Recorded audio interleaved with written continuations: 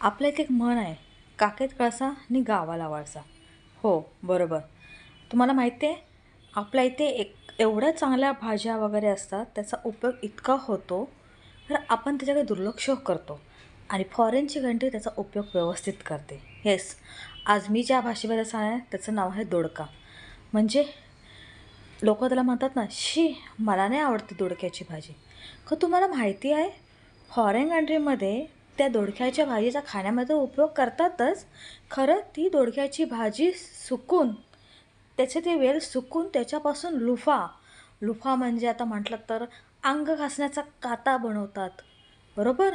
आपण मार्केटमधून ते प्लास्टिकचे लुफा आपण खरेदी करतो, ज्याची किंमत आहे 500, 200, 300 रुपये. आणि फॉरेन कंट्रीचे लोक आपल्या दोडक्याच्या भाजीपासून लुफा बनवतात. व्यवस्थित ऐकला तुम्ही. ते काय करतात, लुफाची वेल असते, त्या वेलीवर तो तसाच सुकून ठेवतात.